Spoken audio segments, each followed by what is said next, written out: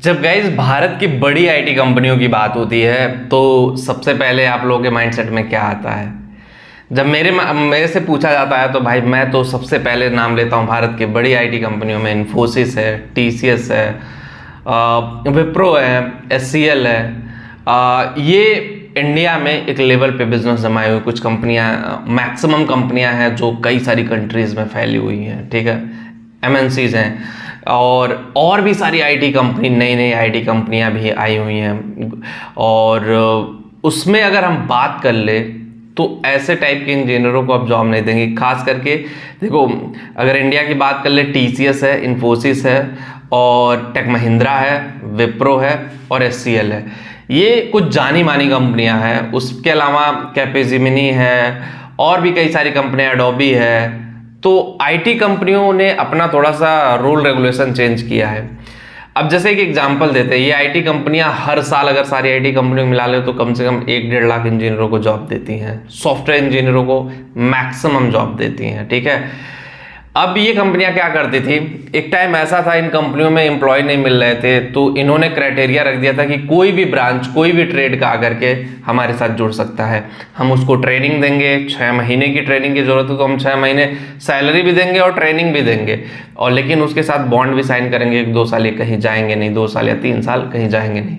ऐसे में भर के mechanical engineer, electrical engineer, electronics engineer खूब जा करके इन कंपनियों में जॉब किए, अच्छी पैकेज पे। जो उस टाइम जुड़े थे 20,000 25,000 के जॉब से आज 1.5 लाख 2 लाख महीना उनकी सैलरी है एज ए कंसल्टेंट की जॉब जो है ना, वो काफ़ी कमाल की जॉब है। बहुत सारे लोग हैं जो इंटरेस्टेड होते हैं कंसल्टेंट की जॉब करने में। तो कंसल्टेंट की जॉब पहले तो उतना प्रेशर वाली जॉब नहीं होती है, एक लिमिटेड होता है कि भाई आपको कंसल्ट करना, आपको सिर्फ और सिर्फ आपकी कम्युनिकेशन स्किल अच्छी होनी चाहिए। सिर्फ और सिर्फ आपकी कम्युनिकेशन स्किल अच्छी है तो इन कंपनियों में जा सकते हो। विदाउट बीटेक, विथ बीटेक भी जा सकते हो, ग्रेजुएट आपको होना मैंडेटरी है। लेकिन अब गेम क्या बदल गया है? गेम बदल गया कि अब कंपनियां चालाक हो गई हैं और मल्टीटास्किंग हो गई हैं। अब वो सॉफ्टवेयर इंजीनियरों को ज़्यादा प्रिफर्ड कर रही हैं। अब वो अदर जो कोर इंजीनियर्स है, electronics engineer, electrical engineer, mechanical engineer, जो सॉफ्टवेयर इंडस्ट्री में जाना चाहते हैं, उनको लेने से वो भाग रही हैं। वो कंपनियां क्लियरली बोल रही हैं कि हमारी फर्स्ट प्रायोरिटी जो है वो सॉफ्टवेयर इंजीनियर्स है। अगर सॉफ्टवेयर इंजीनियर नहीं मिलेंगे तभी हम दूसरे इंजीनियरिंग ब्रांच पे जाएंगे। सॉफ्टवेयर इंजीनियर वैसे बहुत सारे अभी भी बेरोजगार हैं, तो ऐसे में सॉफ्टवेयर इंजीनियर मिलेंगे ही। तो ऐसे में चैलेंजेस हैं अदर ट्रेड के लिए जो सॉफ्टवेयर इंजीनियरिंग में जाना चाहते हैं। लेकिन मैं एक बात और कह दूं कि अगर आप उन आईटी कंपनियों में 5 कंपनियों में नहीं होता, 7 कंपनियों, उसके अलावा भी बहुत सारी कंपनियां, अगर आप कोर से आईटी में या सॉफ्टवेयर में जाना चाहते हो तो आपको कोई कोर्स, कोई लैंग्वेज, कोई सारी चीज़ सीखनी पड़ेंगी।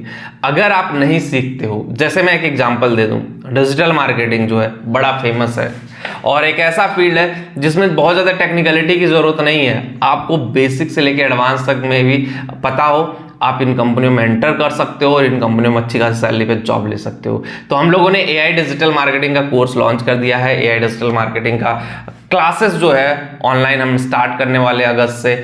तो आप लोगों में जिन लोगों को इंटरेस्टेड हो, उसका लिंक हमने डिस्क्रिप्शन में दिया गया है। और उसमें देखो ऑनलाइन क्लासेस होगी, 2 महीने की क्लासेस हैं और कोर्स की फीस भी हमने बहुत ज़्यादा नहीं रखी। लोग लाख रुपए, 1.5 लाख में बेच रहे हैं, लेकिन उससे हमने सिर्फ 15,000 रुपये रखी है। तो आपके लिए बहुत हेल्पफुल साबित है। आई थिंक चाहे आप सॉफ्टवेयर इंजीनियर हो, चाहे नॉन सॉफ्टवेयर बैकग्राउंड से, चाहे नॉर्मल बैकग्राउंड से, इस फील्ड में जाने के लिए ये कोर्स आपके लिए कहीं ना कहीं बूस्टर साबित होगा। आपको नेक्स्ट लेवल पे लेकर के जाएगा, आपके लिए चीज़ें बेटर लेकर के जाएगा, बेटर आउटपुट निकाल के देगा। तो आई थिंक आपको सोचना जरूर चाहिए और इस कोर्स में इनरोल जरूर करें। मिलते हैं आपसे नेक्स्ट वीडियो में। Thank you.